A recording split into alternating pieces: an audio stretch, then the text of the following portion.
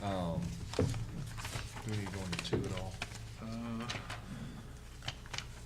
We struck this out. Yes, I talked about You that already mentioned it. in Okay. passing, yeah, I Sorry. mentioned it briefly, that they're not gonna act as our Exclusive. contractor for anything Right. outside Right. of the franchise. And then,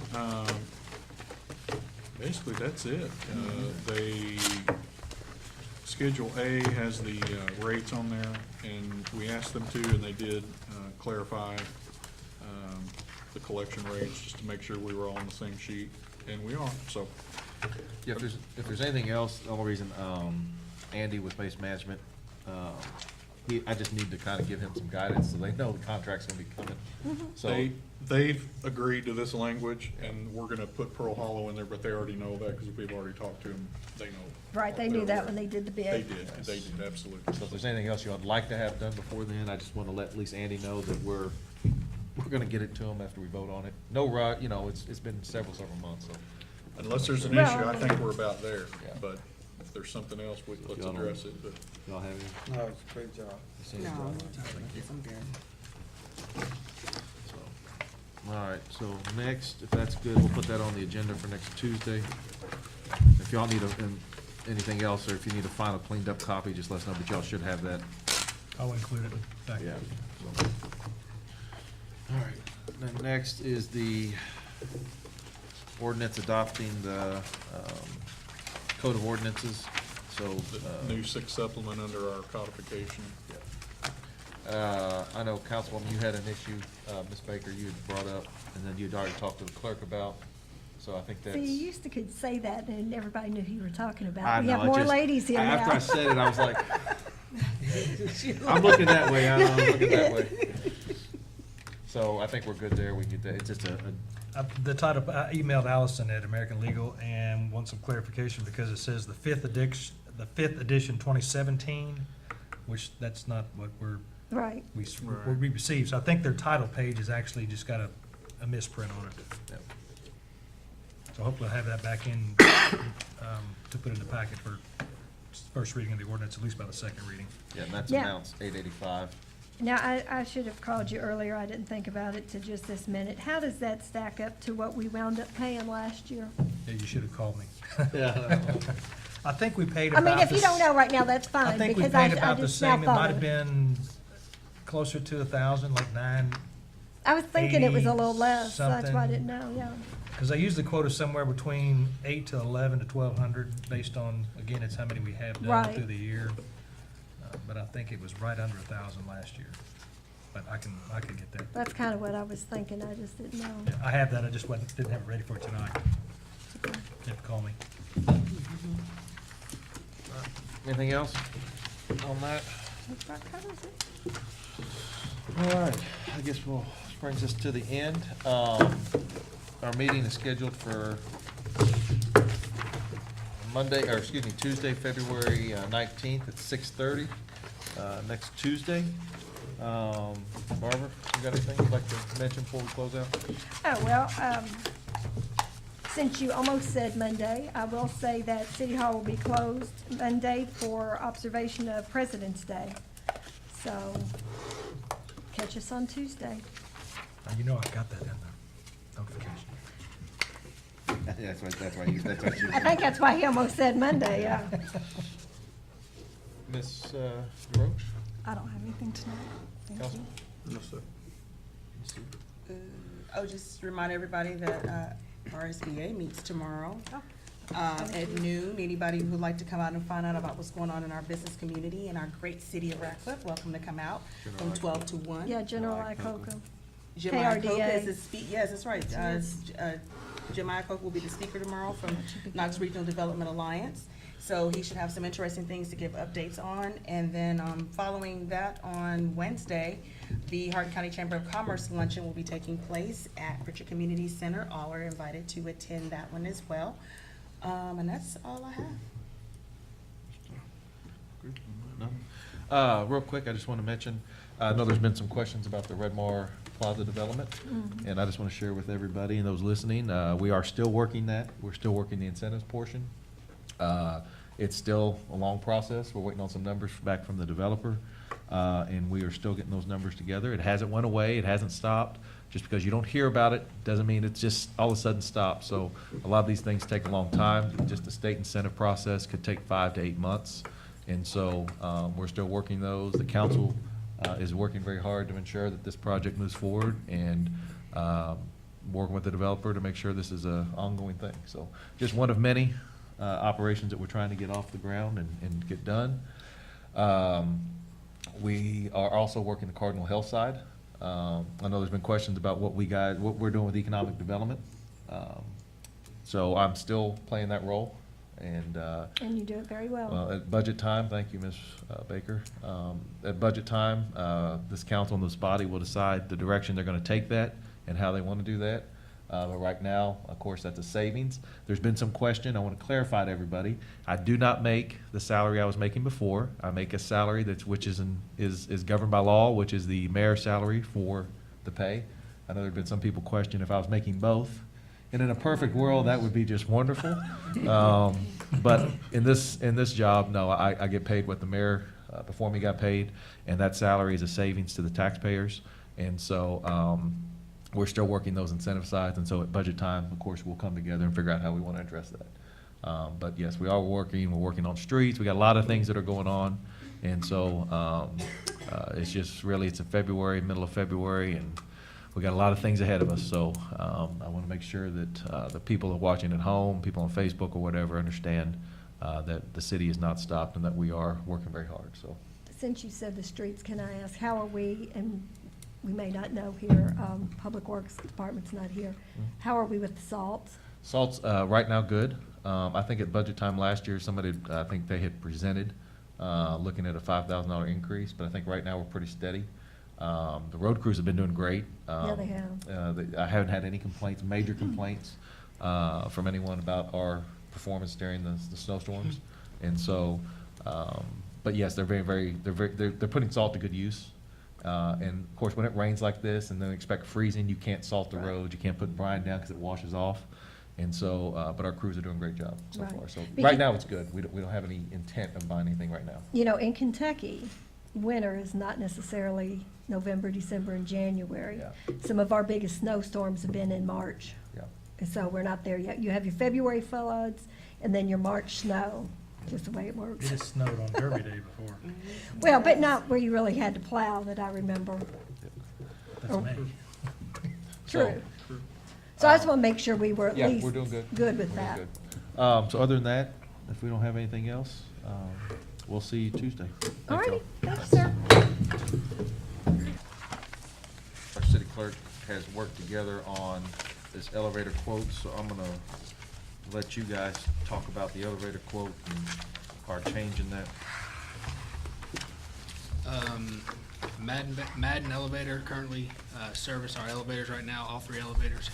As of today, As- they are Yeah, No longer. no longer. yeah, so no longer. So basically, end of last year, Chance received a notice from Madden stating that we had to invest like $5,000 to bring it up to code. So I contacted the state just to verify that before we spent all that money. And the state said that we do not have to do that, so it's something that they were requiring, or saying that was required that really wasn't. So, It was the police department elevator that's supposed to ring in to the dispatch area when somebody is, same as City Hall and Recreation, nobody's there. Let's say the janitor gets hung in that, it's gonna ring to dispatch, they'll be able to get out of the elevator. The one, police department wasn't ringing into dispatch. But Madden was stating that it didn't meet the ADA requirement as far as what the state required as far as ADA accessibility. So, but I contacted them and they said, no, we're perfectly fine. There's no issues in regards to that. So I made a recommendation for us to just get bids because, you know, what else are they requiring that we really don't need? You know, because, you know, we don't know, oh, we need this part or we need this, and do we really need that? Right. So Jeff sent out like 5 emails to 5 different companies to get different bids, and I think 3 of them responded, right, Jeff? 3 did. Yeah. These are quotes. So yeah, so They we are received quotes. 3 quotes. Yeah, quotes. The email contacts are in your packet, Yeah, where I sent they're the all- email, and then if they yeah. responded back to me, that was usually the bid, Quote. The or quote. the quote. Quote, yeah. Sorry. So, So Jeff and I went over the 3 quotes today, and as of right now, the peak elevator that's in your packet is the lowest bid. And basically, they're offering pretty much the same service that we get now, so we're not getting, so the same service, which they're gonna service, clean, take care of everything that basically we're getting now Was, For the excuse same me, money. for the same money. Was Madden one of the quotes? Yes, one of the 3. He was the last quote to come in. We sent out 5 emails, 4 quotes, and only 3 responded. Jeremy, I noticed that with Peak Performance it's for a 1-year contract is what they propose versus Able for a 3-year contract. Right, correct. I don't know that we want to come back every year and put this in the paper. It's a continuous. It's a continuous. Is it? Mhm. Same Every thing year. was with Madden. We had, it was just very just continuous, so you didn't have to go back and redo this all the time. So we But didn't you have to leave your clause in there to where if you choose to Yeah.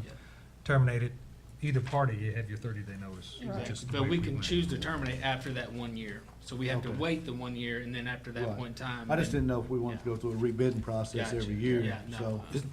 Is there a difference in, I know you guys sent out a specification, but is there a difference in Able, the scope of work that they submitted in their bid versus Peak, since it was so much higher? Basically, no, if you read in their quote, actually, the Peak offers more of a service type. And as far as repair goes, the Peak offers more of a, where they're gonna they'll repair any part, repair or fix any part that needs to be repaired. Where Able, they don't offer that. Okay. Yeah, Able was the most expensive, and then the Madden, and then Peak was the cheapest. But they all submitted basically the same scope of work, right? Pretty much, yes. Peak offered 2 quotes. One being the full, which I recommend if we go to with Peak, as opposed to the, Yeah, so the difference The in half one. yeah, so like Jeff said, Peak offered 2 quotes. The first one was basically just a basic maintenance plan. That's no servicing, so if something was to break down or something needed to be repaired, basically the city would have to pay for that to get done. So the higher one is the higher level of service? Yes, yes, sir. Is Yeah. that, okay. So, yeah, I don't know if you read on page 3 of 6, option D services. Peak. Right. Yeah, on the Peak. Option D. Yeah, it says, will regularly, systematically examine, clean, lubricate, adjust, warrant, repair, and replace all equipment. So I made a phone call to Or them just the today just to cost of verify it. that, and Jeff, he did say that basically they will pay for the part. they will pay for They the will part. pay for the part. Oh, okay, I was gonna Well, that's say, a- for the that's a cost of the good- equipment. For the cost, yeah. yes, yeah, and not unless some unforeseen happen, just, No. an act of nature. I said for the cost of the equipment, you said it's included. Yes, it's included, yeah. Oh. Now, if they can fix it, so say they can break down the motor and repair Rebuild it, it, yeah. they're gonna do that. Right. Now, ultimately, in another section here, it states that if they don't, say that part no longer is available, then ultimately the city may have to come up to buy it, Right, which is only fair. which is only fair, yes. And the ages that the elevators are, that's probably what's gonna happen. I would, a very good chance, yes. Okay, so you're gonna bring this to us for Tuesday and, for us to approve the bid? Quote. Quote, I said it. I'll just have just the 3 that submitted instead of having everything else in there to kind of cut the size of the packet down some. That's okay with everybody. Because we have all the information now, right? There's no Yeah, new you've got the emails. information. Right, Yeah. right. That'll be fine. And I have the figures if you want those broke down as far as what Able has. They have theirs set up with percentages and monthly and quarterly, but I've got all that. That was all on this. So, all right, that's good, thank you. thank you, Jeremy. All right, next is the draft version and the final version you'll see there on the agenda for the waste management agreement. This is agreement that you all voted on last year.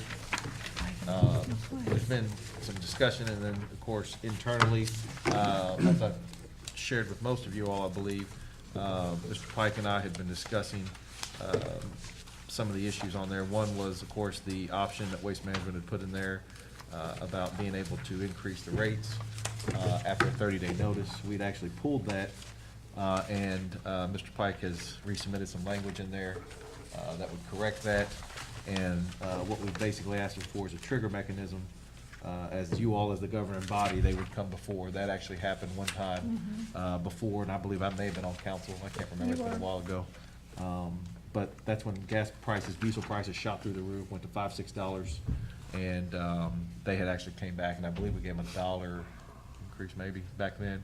But that's basically, that was us as a governing body made that decision, not the entity. And so Mr. Pike had put some language in there to correct that issue. And so that's been some delay on this, not from his end, but just making sure that their attorneys would accept that. And then the highlighted information, Mr. Pike, that's the changes that were made. Yes, and then all the strike-throughs are obviously are deletions that we're making, and then anything that's underscored will be new language. It's a 3-year term. Again, they're not, in section 2, they're not gonna have an exclusive right to act as our waste contractor for anything other than this franchise. Paragraph 3, we talked about term, which is a 3-year term. Eight's where we're- Yes, 8, modification of the rates, the mayor just talked about that, so we've cleaned that up. But basically, they have to come ask for it. All right. There's nothing automatic about it. Just a quick note, 606, it just somehow slipped through. We didn't put Pearl Hollow in there, but it's gotta be Pearl Hollow as well, known in 606, the disposal site. Oh, yeah. Waste Management knows that. They know about the Pearl Hollow requirement, obviously, so we are gonna have to put that language in there, but I Right. think we all understand that it has to go by Let me ask law. you a question, Mr. President. Mhm. What page you on? I'm back to rates. 6. I'm back to page 4, Oh, paragraph 4, which is Mhm. rates. Yes. So, we struck the language that they wanted in there about being able to raise rates. Mhm. And so they have to now request a rate adjustment from the city. Mhm. And if the city says no, Right. what, they just. No. that's it? That's They it. have no, okay, You good. know, I like that. I just wanna like, make just sure. like with your little kids. No. And I just wanna remind my colleagues, that just in the event that request for rates should come up, that they told us probably 5 or 6 years ago that they were gonna eventually end up paying us for garbage. right. So my vote is already no. So I just wanted to keep that in the backdrop, that we're supposed to be transitioning to some period where they were gonna pay us to pick up our garbage. Right. It's also important to note, to the citizens know that they did drop from 1202 a month to 998 a month, Mhm. so, Which is lowest in the county. right. We also, if I had to vote for the budget, I'd vote for a new chair for Pike. Or a couple of phone books I can sit on. Paragraph 11, we added some language to basically say that contractor will notify us if there's a customer that's not taking garbage service like they need to, and then also in the event of non-payment. We will not be collecting any payments for them. We're not their bill collector, but we will provide them necessary information on customers so that they can collect. And then if there is a property that we want them to go pick up because of a nuisance or something like that, then it says they'll do that, they'll bill us for it. So, which is fine. That's, you know, if we don't take care of that ourselves, we'll have them do it, so. Mr. Pike, where's the? But will that be billed as a one-time pickup, It's billed according to their fee schedule, which is 3 months? and Yeah, every 3 months. So we need to make sure they understand that would be for a one-time pickup. Yeah, and I think they would probably bill us that way. But if it's not in here, they could. Yeah, Public now. Works usually does it though, don't they? Huh? Public Works usually. Yeah, does but it. say most of the times, Public Works usually goes Yeah, out, it's rare that we will have them do it, but. and then we do an abatement on it, and then, of course, put Right. it against the property. Since that's your question. Anybody? Anybody else? All right, thank you. Thank you, Murray. All right, Jamie, you want to, Chief? Next, we have the life safety system. This was the packet amendment that we did last month where we had to, we did a vote down and resubmitted, so Chief has got some information on how we corrected that and then our path forward, so. Good afternoon. Good afternoon. Everybody get 30 minutes more sleep since we. No, but everybody looks nice. They have a little longer. We actually cut quite a bit of this stuff out of here. The whole purpose of this bid packet is to, for testing purposes only. So we're not bidding out for services other than testing. So, so we did take quite a bit of this stuff out of here, after reviewing it. I've met with some of you all today and prior, and I'm finding some other things that we probably need to maybe tweak and change. So, I'm hoping to have this ready for you by next meeting, I would say, right? So, if there's any changes that you all, maybe I'd call you all individually and ask you if there's any changes that you guys can see that you'd like to see in there, maybe something that we're missing. I mean, I'm fine with it. Yeah, was there anything that you all, Barbara, I know you had a couple of questions you had asked about. I don't know if you got those, Councilwoman, sorry. We're gonna check with, maybe Mike Pike on one of them, but, it's not a whole big issue. No. A lot of this stuff down here is just minor stuff. Most things It's were pretty just easy, just really- little small tweaks. Really, really minor. Some wording changing and things like that, but other than that, that was it. But it's a pretty inclusive bid. I mean, it covers a Yes. lot of information. Yes, yes, it does. So if there's nothing, anybody else have anything with Chief on that? Don't leave it. No, Anything on that? Nobody? Okay. All right, next, Ed, you good? You say you're gonna have the final draft to us? Yeah, By next Tuesday or something? we should be able to knock this out probably tomorrow. Pretty much, yeah, we'll- And I'll we get can it to you amend this guys in tomorrow. email tomorrow. Is that okay?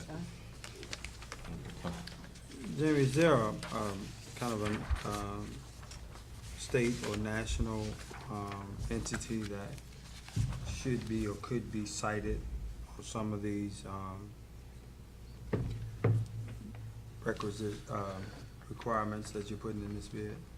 It's actually, the state requires a lot of this stuff. Is it NAPF or? Yeah, NFPA does, but the State Fire Marshal's Office, you were required by law to have a yearly inspection on a sprinkler systems, alarm systems, Right, so so. can you maybe put, citations in the bid so that we know where specific specifications are being cited from, either national standard or state standard? Yeah, and I know there's some in here where it talks about the NFPA and some of that, and I actually seen some in here where it's talking about the State Fire Marshal's Office too, but I'll highlight those, I'll get with you on that. Got you.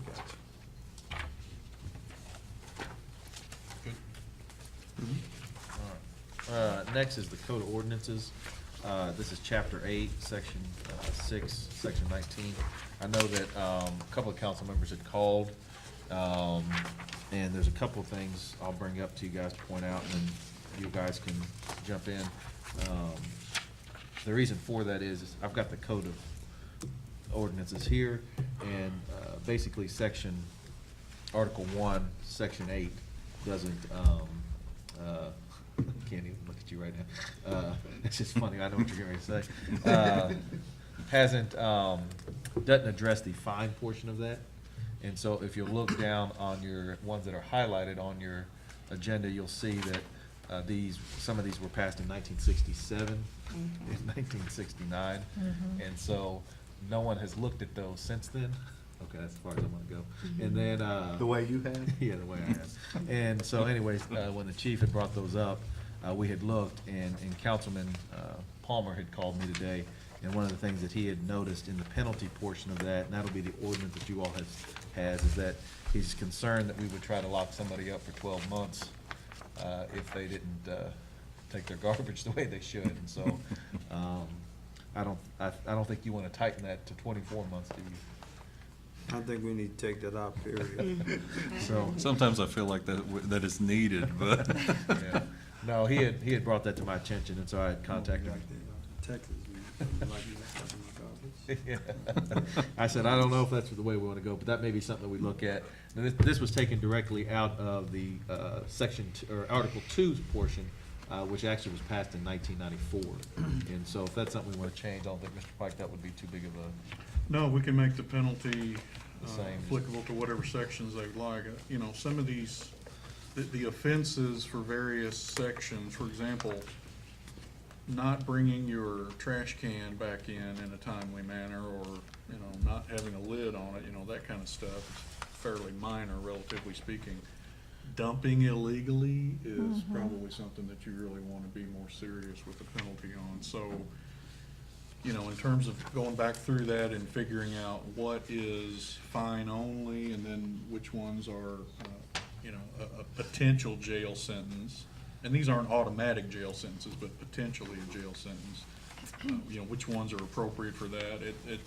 That's a good question, and we probably should go back over that. And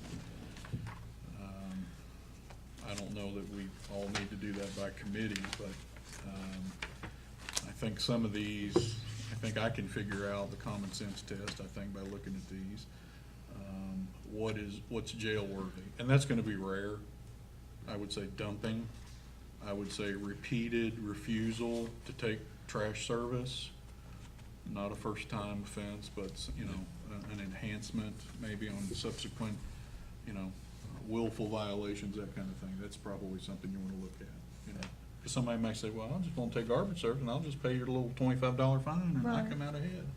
And that's really not how you wanna then I do think business. your other point too, Mr. Pike, you had brought up is the county attorney also has a part in this.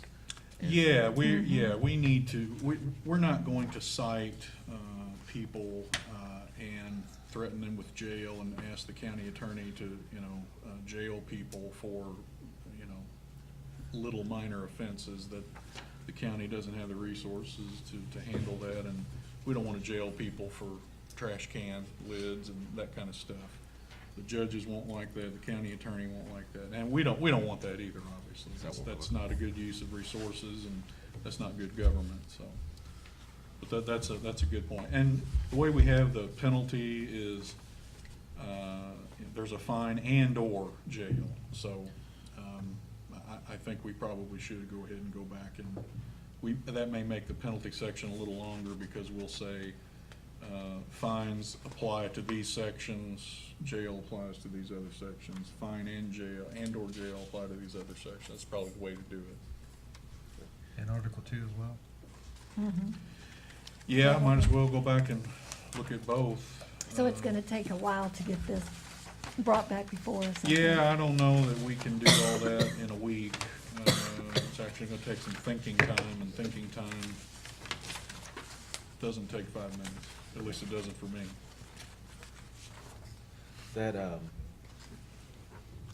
So yeah, the reason for this is, our code enforcement officer needs some teeth in Article 1.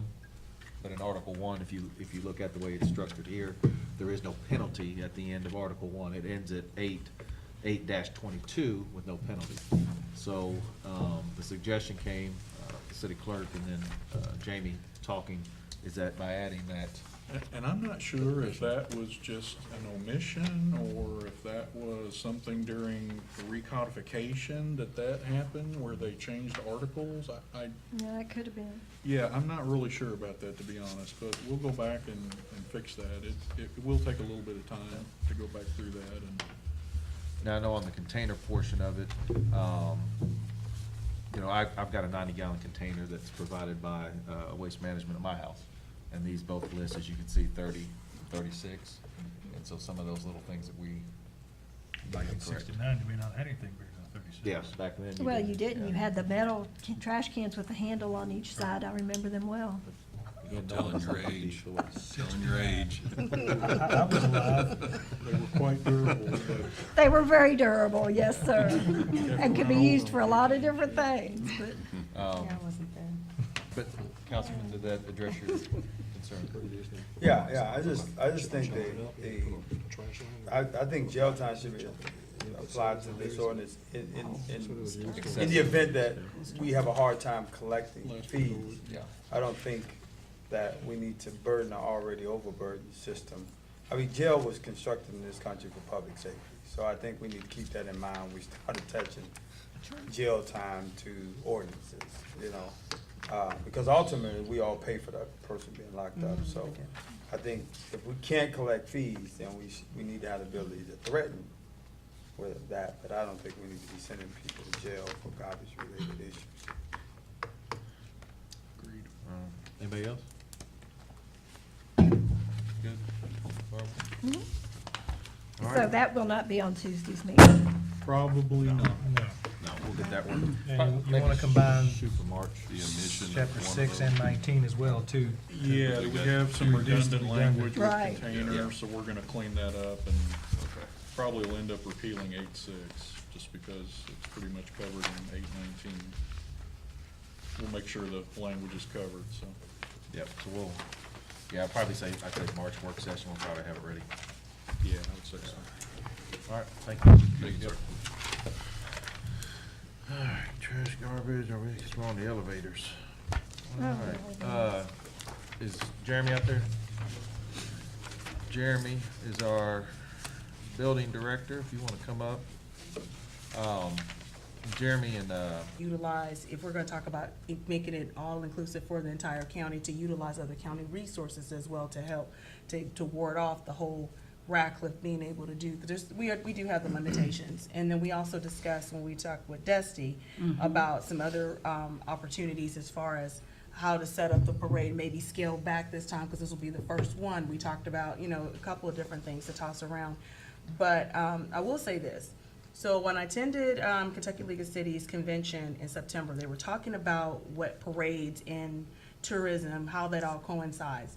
And they mentioned that it is a good thing when you have the community members that want to get involved in it. Yeah, I may be sitting on the steering committee, but I brought her 2 people, because I told Toshi I don't like meetings. So, and I was, I was very open with that, so I brought her 2 people to help with Nichelle and, you know, people that was younger that had the time. But any way that I can help, of course, with the marketing of it, definitely. But they were talking about the benefits of that, so that the body can, you know, we do our business or whatever, but if you got the community out there doing it, whatever way we can support it to push it forward, because it is a tourism possibility, and long-term, you gotta look at where do we wanna be next year, the year after, and there's just things that we're limited in doing, funding-wise. yeah, and I think the other thing, community-wise, of course, we remember, I know the 4 years I was in, how many, what we all did, the ones that were involved in that during my time. But the Heritage Council in Elizabethtown does the Bikers and Blues. They're the ones who do that. Everything else is handled by the city, car show, the other small festivals the city does, concerts or whatever, that's all done by the city. So, and that's what Toshi and I had shared, is that one of those is a function done by the Heritage Group. And at the time they did that, it was for alcohol reasons, because the Bikers and Blues, and they utilized that avenue to do that in downtown.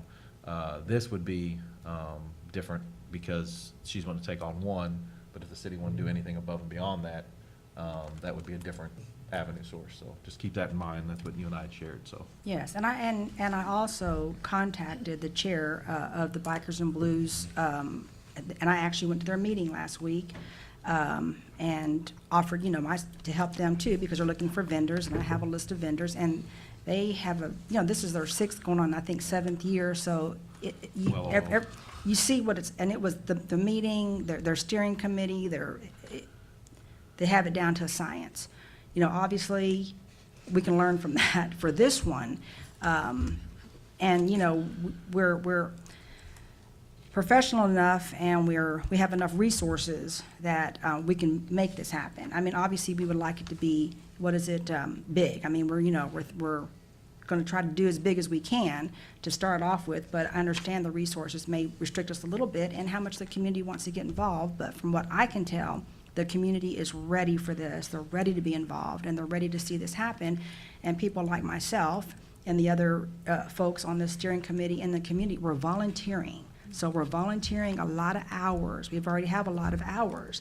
And I'll go to their next meeting, and they've offered to help us too. So we can reach out to people that already have successful, festivities just around us, even in Vine Grove and other areas, that will reach out, I think, and help us and support us too.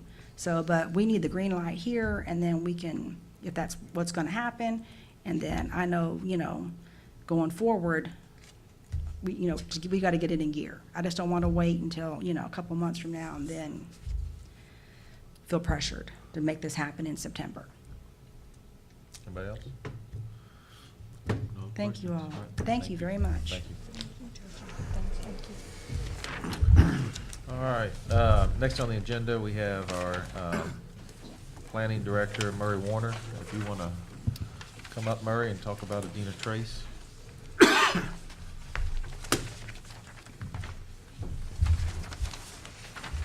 Okay, if you look in your packet, you'll find the Adina Trace subdivision acceptance and surety release information. Do you want to tell them, everybody know where Adina Trace is, just to make sure? It's off 31 It's off Dublin. 31. Everybody- South You Dixie, wanna tell 'em north where of it's at? Blackjack Road, on the east side of Dixie. Used to be Dixie Mobile Home Park. Exactly. It has the storage units in front of it. Yeah. Let's use that. Exactly. It's a good description. Dixie Storage, I believe it's called. So 3D Properties LLC requested that the public infrastructure for the subdivision be accepted by the city for ownership and continuous maintenance. Radcliffe Engineering went out and inspected the property on November 27th, 2018, and there's a memorandum from engineering included in your packet there. If you've referenced it, you'll notice that that memorandum states the infrastructure was installed per specifications, and it also talks about the warranty amount that we would have to retain for a 1-year period if the subdivision's accepted.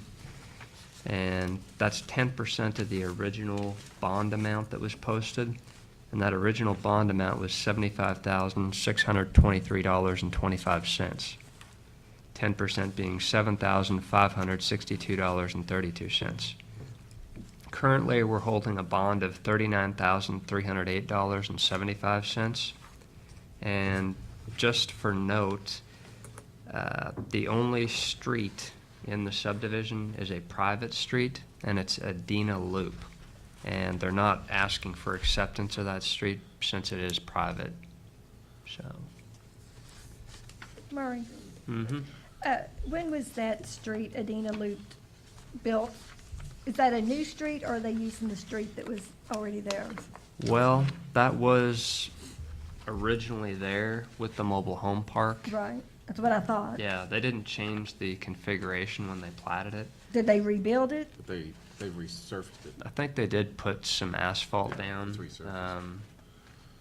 If you go out there, it is pretty rough. So the original construction was a long time ago? The base We has don't- been in there for a long Yeah, time. because they had to construct that basin down there at the very back of it, at the very end where it loops around. Mhm. That had to be put in. Now, we're not holding any kind of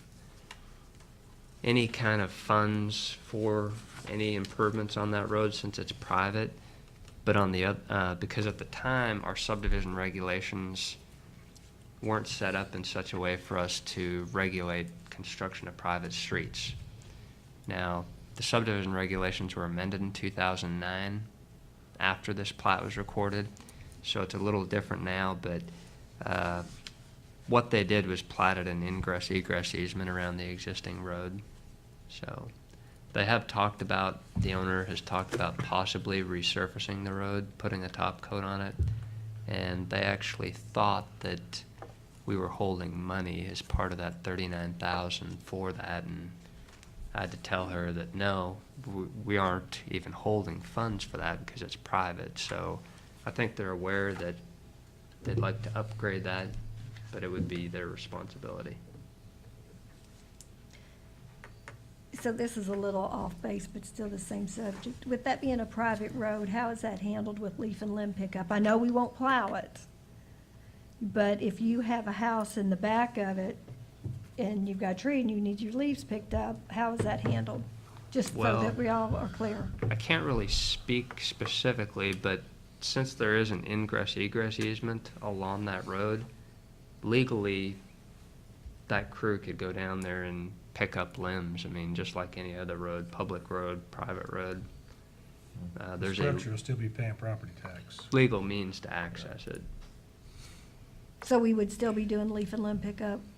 Yeah, I mean, when we I talked mean, I'm all earlier- for that, I'm just asking, Yeah. because before there was an issue, so I just wanted, Yeah, there was an issue on So Brown's why Court. wouldn't they ask us Clarify. to accept the road? Because they don't wanna pave it first and get it up to? Well, it was platted as a private street, so it may back, not be as wide or something yeah, like back that. when this was originally developed, there wasn't really a minimum standard on construction of private streets. And as a result, the city was not taking those on for acceptance either, as it built as a private street. So it wasn't the same standard as a public street would be built in terms of width, curb and gutter possible requirements, the thickness of the street. So there are a lot of differences between what a public street might look like and a private street. If you go out there, it doesn't differ too much from a lot of our public streets in that a lot of our existing street system is not curb and gutter. It's what you call a ditch line design road. And that's what you'll have out there. There's these pretty gradual swales, ditch line swales on either side, and they're almost really not But that the only- noticeable. The only other one that comes to my mind is the Daniels one out on by Benaview, where they built the gated community. Oh, Ashton Village. Yeah, Mm-hmm. I mean, when they platted that and did everything, they had no intention of turning that over as a city road at that time, same way. Which, from the developer's standpoint, the benefit is they weren't bonding them, which, that's why we're not holding a surety on it. Right, right.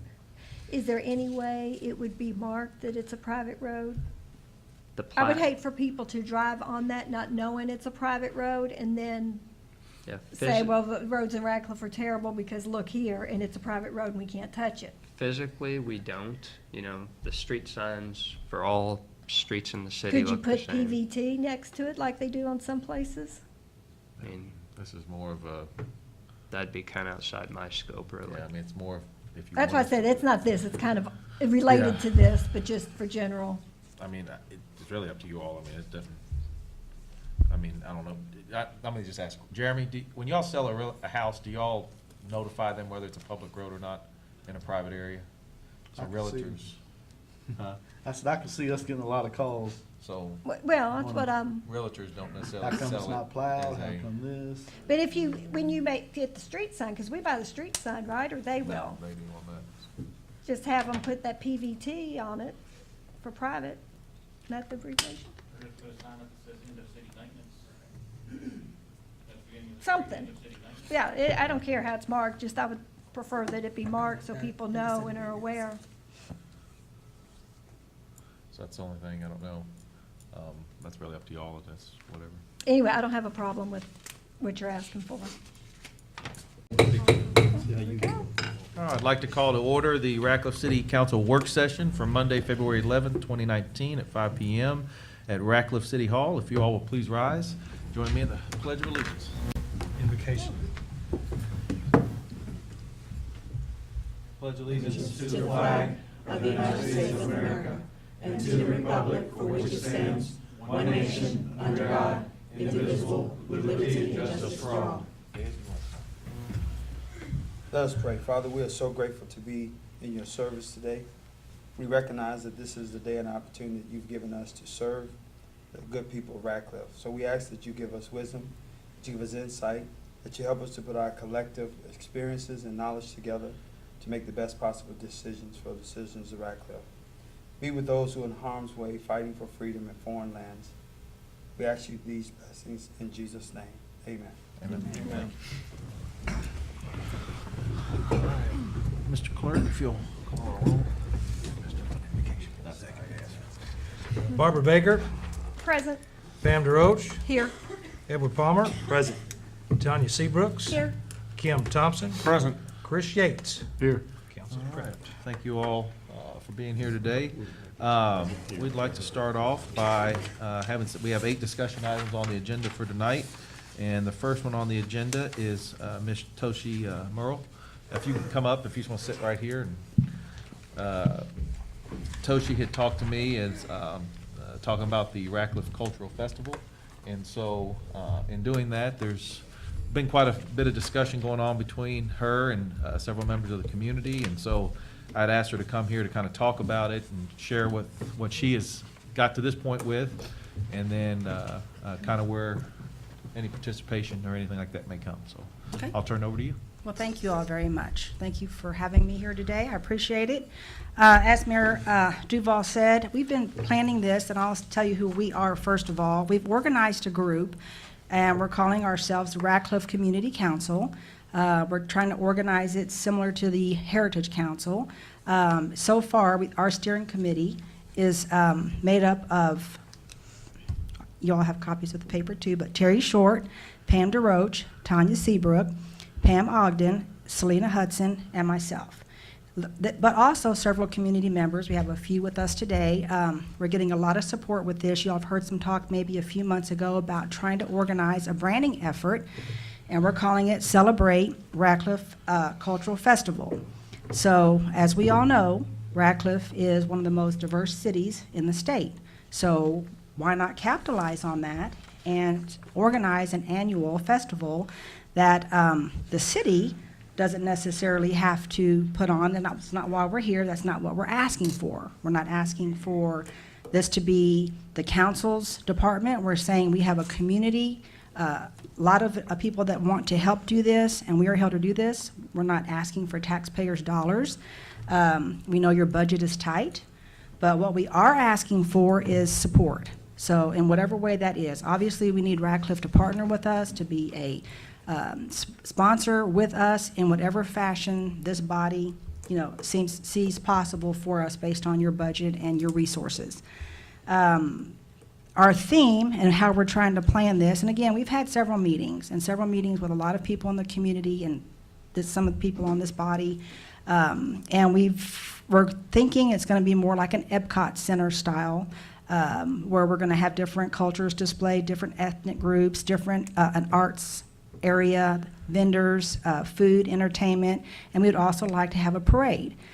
Now, I know that there's been a parade in the past. We've had festival, the Golden Armor Festival. That's been gone now, I don't know how many years. But, and if this isn't just me, obviously this is the community. We need to bring something back to Ratcliffe that's going to be consistent and ongoing annually. Obviously, to brand Ratcliffe, it's going to say who we are and what our city represents, which is a diverse group of community businesses and citizens.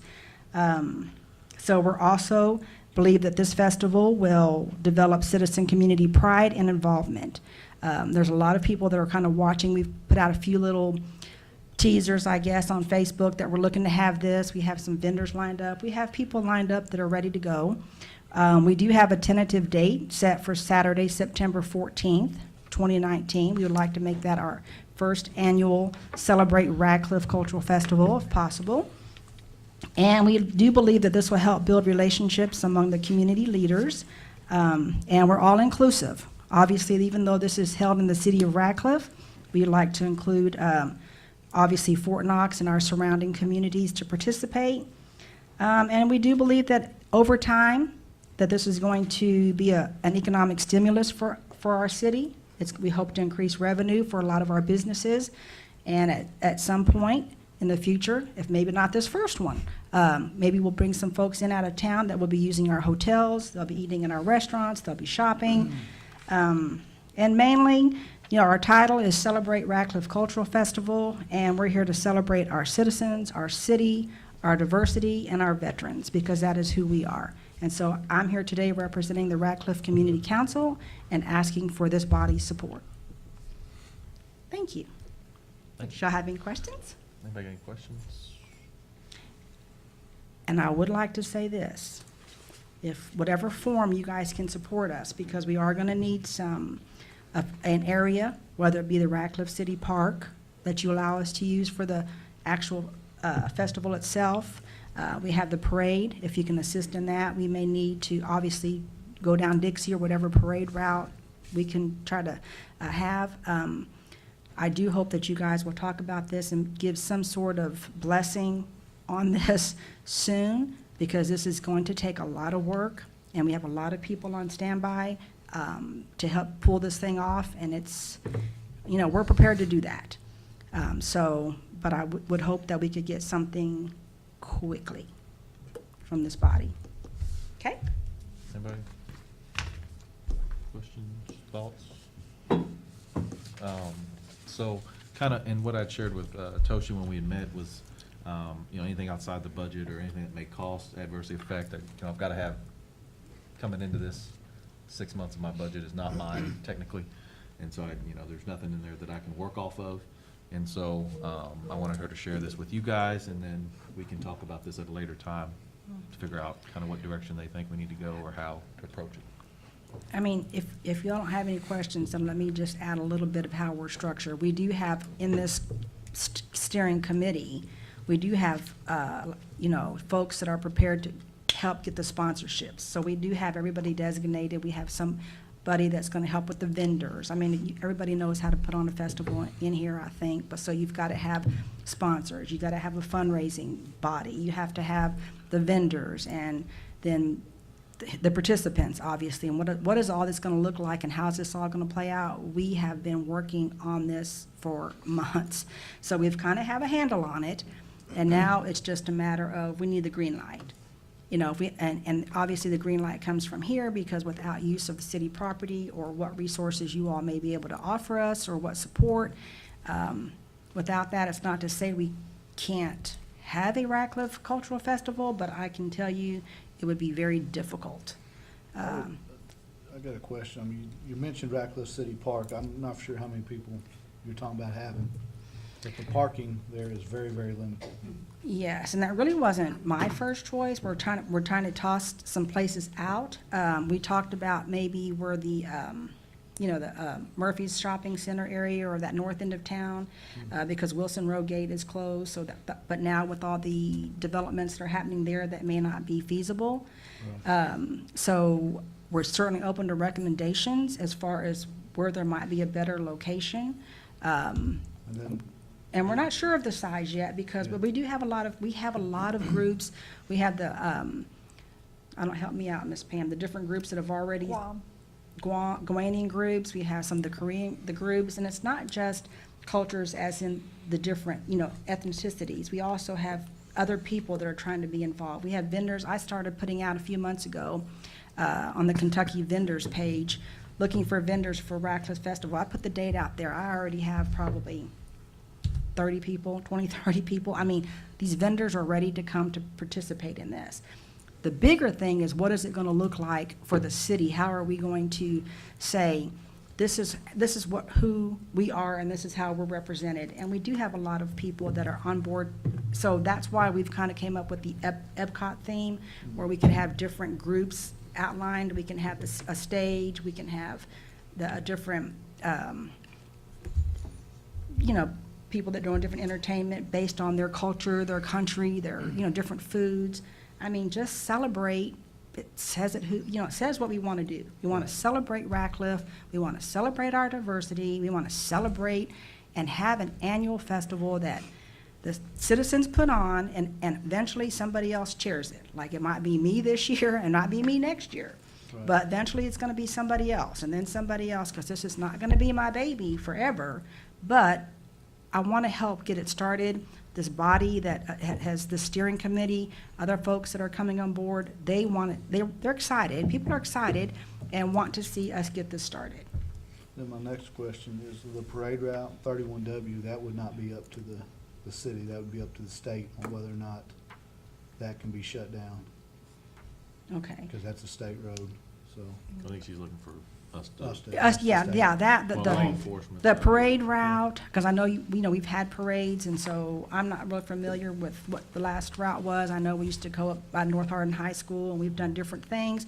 That's one of the things I'm asking for you all to maybe help with. If we're going to get the green light from this body here, then hopefully you'll also help in that guidance of where the parade's going to be, if you have a better piece of ground for us.